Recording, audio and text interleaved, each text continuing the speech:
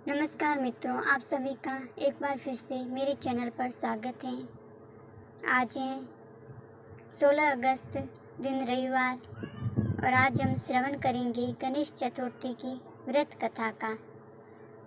पौराणिक एवं प्रचलित श्री गणेश कथा के अनुसार एक बार देवता कई विपदाओं में घिरे थे। तब वह मदद मांगने भगवान शिव के पास आए। उस समय शिव के साथ कार्तिकेय तथा गणेश जी भी बैठे थे। देवताओं की बात सुनकर शिव जी ने कार्तिकेय व गणेश जी से पूछा कि तुम में से कौन देवताओं के कष्टों का निवारण कर सकता है। तब कार्तिकेय व गणेश जी दोनों ने स्वयं को इस कार्य के लिए सक्षम बताया। इस पर भगवान शिव ने दोनों की परीक्षा लेते हुए कहा कि तुम दोनों में से जो सबसे पहले पृथ्वी की परिक्रमा करके आएगा वही देवताओं की मदद करने जाएगा। भगवान शिव के मुख से यह वचन सुनते ही कार्तिकेय अपने वाहन मोर पर बैठकर पृथ्वी की परिक्रमा के लिए निकल गए। परंतु गणेश जी सोच में पड़ गए कि वह चूहे के ऊपर चढ़कर सारी पृथ्वी की परिक्रमा करेंगे तो इस कार्य में उन्हें बहुत समय लग जाएगा। तभी उन्हें एक उपाय सूझा। गणेश अपने स्थान से उठे और अपने माता पिता की 7 बार परिक्रमा करके वापस बैठ गए। परिक्रमा करके लौटने पर कार्तिकेय स्वयं को विजेता बताने लगे। तब शिव जी ने श्री गणेश जी से पृथ्वी की परिक्रमा ना करने का कारण पूछा। तब गणेश जी ने कहा, माता पिता के चरणों में ही समस्त लोग हैं। यह सुनकर भगवान शिव ने गणेश जी को देवताओं के संकट दूर करने की आज्ञा दी। इस प्रकार भगवान शिव ने गणेश जी को आशीर्वाद दिया कि चतुर्थी के दिन जो तुम्हारा पूजन करेगा और रात्रि में चंद्रमा को अर्घ्य देगा उसके तीनों ताप यानी दैहिक ताप, देविक ताप तथा भौतिक ताप दूर होंगे। इस व्रत को करने से व्रतधारी के सभी तरह के दुख दूर होंगे। उसे जीवन के भौतिक सुखों की प्राप्ति होगी। चारों तरफ से मनुष्य की सुख समृद्धि बढ़ेगी। पुत्र पौत्रादि धन ऐश्वर्य की कमी नहीं रहेगी। और गणेश चतुर्थी व्रत की अब हम दूसरी कथा का श्रवण करते हैं। आइए, एक समय की बात है। राजा हरिश्चंद्र के राज्य में एक कुमार था। वह मिट्टी के बर्तन बनाता, लेकिन वे कच्चे रह जाते थे। एक पुजारी की सलाह पर उसने इस समस्या को दूर करने के लिए एक छोटे बालक को मिट्टी के बर्तनों के साथ हवा में डाल दिया। उस दिन संकष्टी चतुर्थी का दिन था। उस बच्चे की माँ अपने बेटे के लिए परेशान थी। उसने गणेश जी से बेटे की कुशलता की प्रार्थना की। दूसरे दिन जब कुमार ने सुबह उठकर देखा तो हवा में उसके बर्तन तो पक गए थे, लेकिन बच्चे का बाल बांका भी नहीं हुआ था। वह डर गया और राजा के दरबार में जाकर सारी घटना सुनाई। इसके बाद राजा ने उस बच्चे और उसकी माँ को बुलवाया तो माँ ने सभी तरह के विघ्न को दूर करने वाली संकष्टी चतुर्थी का वर्णन किया। इस घटना के बाद से महिलाएं संतान और परिवार के सौभाग्य के लिए संकट चौथ का व्रत करने लगी।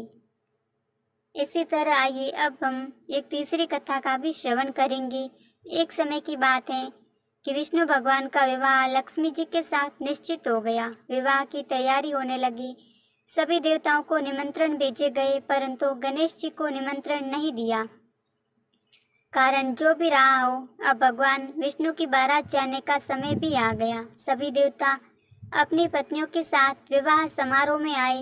उन सब ने देखा कि गणेश जी कहीं दिखाई नहीं दे रहे। तब वे आपस में चर्चा करने लगे कि क्या गणेश जी को नहीं न्योता मिला या स्वयं गणेश जी नहीं आए हैं। सभी को इस बात पर आश्चर्य होने लगा। तभी सब ने विचार किया कि विष्णु भगवान से ही इसका कारण पूछा जाए। विष्णु भगवान से पूछने पर उन्होंने कहा कि हमने गणेश जी के पिता भोलेनाथ महादेव को न्योता भेजा है। यदि गणेश जी अपने पिता के साथ आना चाहते हैं तो आ जाते। अलग से न्योता देने की कोई आवश्यकता नहीं थी। दूसरी बात यह है कि उनको 1.25 मन मूंग, 1.25 मन चावल, 1.25 मन घी और 1.25 मन लड्डू का भोजन दिन भर में चाहिए। यदि गणेश जी नहीं आएंगे तो कोई बात नहीं। दूसरे के घर जाकर इतना सारा खाना पीना अच्छा भी नहीं लगता। इतनी वार्ता कर ही रहे थे कि किसी एक ने सुझाव दिया, यानी गणेश जी भी आ जाए तो उनको द्वारपाल बनाकर बैठा देंगे कि आप घर की याद रखना। आप तो चूहे पर बैठकर धीरे धीरे चलोगे तो बारात से बहुत पीछे रह जाओगे। यह सुझाव भी सबको पसंद आ गया, तो विष्णु भगवान ने भी अपनी सहमति दे दी। होना क्या था कि इतने में गणेश जी वहां आ पहुंचे और उन्हें समझा बुझाकर घर की रखवाली करने पर बैठा दिया। बारात चल दी। तब नारद जी ने देखा कि गणेश जी तो दरवाजे पर ही बैठे हुए हैं, तो वे गणेश जी के पास गए और रुकने का कारण पूछा। गणेश जी कहने लगे कि विष्णु भगवान ने मेरा बहुत अपमान किया है। नारद जी ने कहा कि आप अपनी मूषक सेना को आगे भेज दे तो वह रास्ता खोदेगी जिनसे उनके वाहन धरती में धंस जाएंगे। तब आपको सम्मानपूर्वक बुलाना पड़ेगा। अब तो गणेश जी ने अपनी मूषक सेना जल्दी से आगे भेज दी और सेना ने जमीन पोली कर दी। जब बारात वहां से निकली तो रथों के लिए पहिए धरती में धंस गई। लाख कोशिश करें परंतु पहिए नहीं निकले। सभी ने अपने अपने उपाय किए परंतु पहिए तो नहीं निकले, बल्कि जगह जगह से टूट गए। किसी की समझ में नहीं आ रहा था कि अब क्या किया जाए। तब तो नारद जी ने कहा, आप लोगों ने गणेश जी का अपमान करके अच्छा नहीं किया। यदि उन्हें मनाकर लाया जाए तो आपका कार्य सिद्ध हो सकता है और यह संकट टल सकता है। शंकर भगवान ने अपने दूत नंदी को भेजा और वे गणेश जी को लेकर आए। गणेश जी का आदर सम्मान के साथ पूजन किया। तब कहीं रथ के पहिए निकले। अब रथ के पहिए निकल तो गए परंतु वे टूट फूट गए, तो उन्हें सुधारे कौन। पास के खेत में खाती का काम कर रहा था, उसे बुलाया गया। खाती अपना कार्य करने के पहले श्री गणेशाय नमः कहकर गणेश जी की वंदना मन ही मन करने लगा। देखते ही देखते खाती ने सभी पहियों को ठीक कर दिया। तब खाती कहने लगा कि हे देवताओं, आपने सर्वप्रथम गणेश जी को नहीं मनाया होगा और न ही उनकी पूजा की होगी, इसलिए तो आपके साथ यह संकट आया है। हम तो मूर्ख अज्ञानी हैं, फिर भी पहले गणेश जी को पूजते हैं, उनका ध्यान करते हैं। आप लोग तो देवता गण हैं, फिर भी आप गणेश जी को कैसे भूल गए। अब आप लोग भगवान श्री गणेश जी की जय बोलकर जाएं, तो आपके सब काम बन जाएंगे और कोई भी संकट नहीं आएगा। ऐसा कहते हुए बारात वहां से चल दी और विष्णु भगवान का लक्ष्मी जी के साथ विवाह संपन्न करा के सभी सुकुशल घर लौट आए। हे गणेश जी महाराज, आपने विष्णु जी को जैसा कारज सारियो ऐसो कारज सबको सिद्ध कर जो। बोलो गजानन भगवान की जय हो। और इसी अनुसार अब हम एक चौथी कथा का श्रवण करते हैं।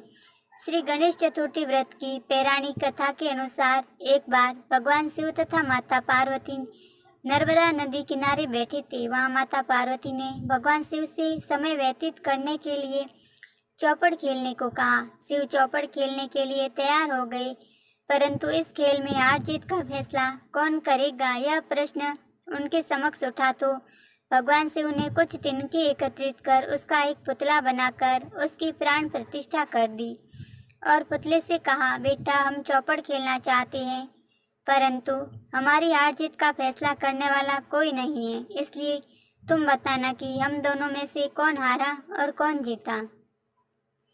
उसके बाद भगवान शिव और माता पार्वती का चौपड़ खेल शुरू हो गया। यह खेल 3 बार खेला गया और संयोगवश से तीनों बार माता पार्वती ही जीत गई। खेल समाप्त होने के बाद बालक से हार जीत का फैसला करने के लिए कहा गया, तो उस बालक ने महादेव जी को विजयी बताया। यह सुनकर माता क्रोधित हो गई और क्रोध में उन्होंने बालक को लंगड़ा होने में, कीचड़ में पड़े रहने का श्राप दे दिया। बालक ने माता पार्वती से माफ़ी मांगी और कहा कि यह मुझे अज्ञानवश ऐसा हुआ है, मैंने किसी द्वेष भाव में ऐसा नहीं किया।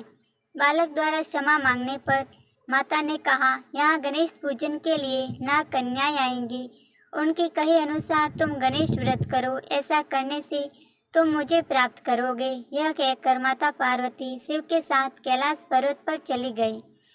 1 वर्ष के बाद उस स्थान पर नाग कन्याएं आई। तब नाग कन्याओं से श्री गणेश के व्रत की विधि मालूम करने उस पर बालक ने 21 दिन लगातार गणेश जी का व्रत किया। उसकी श्रद्धा से गणेश जी प्रसन्न हुए। उन्होंने बालक को मनोवांछित फल मांगने के लिए कहा। उस पर बालक ने कहा, हे विनायक, मुझ में इतनी शक्ति दीजिए कि मैं अपने पैरों से चलकर अपने माता पिता के साथ कैलाश पर्वत तक पहुंच सकूं और वे यह देख प्रसन्न हो।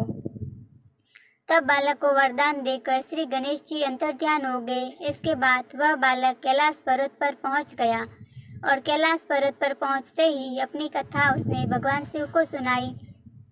चौपड़ वाले दिन से माता पार्वती शिव जी से विमुख हो गई थी। देवी के रुष्ट होने पर भगवान शिव ने भी बालक के बताए अनुसार 21 दिनों तक श्री गणेश जी का व्रत किया। इस व्रत के प्रभाव से माता पार्वती के मन से भगवान शिव जी के लिए जो नाराजगी थी वह समाप्त हो गई। तब यह व्रत विधि भगवान शंकर ने माता पार्वती को बताई। यह सुनकर माता पार्वती के मन में भी अपने पुत्र कार्तिकेय से मिलने की इच्छा जागृत हुई। तब माता पार्वती ने भी 21 दिन तक श्री गणेश जी का व्रत किया तथा दुर्वा फूल और लड्डुओं से गणेश जी का पूजन अर्चन किया। व्रत के 21वें दिन कार्तिकेय स्वयं माता पार्वती से मिलने आ गई। उस दिन से श्री गणेश चतुर्थी का यह व्रत समस्त मनोकामनाओं की पूर्ति करने वाला व्रत माना जाता है। इस व्रत के करने से मनुष्य के सारे कष्ट दूर होकर मनुष्य को समस्त सुख सुविधाएं प्राप्त होती हैं। तो यह थी गणेश चतुर्थी की व्रत कथा संपूर्णम। बोलिए गणपति बप्पा मोरया, मंगल मूर्ति मोरया, गणेश जी महाराज की जय हो।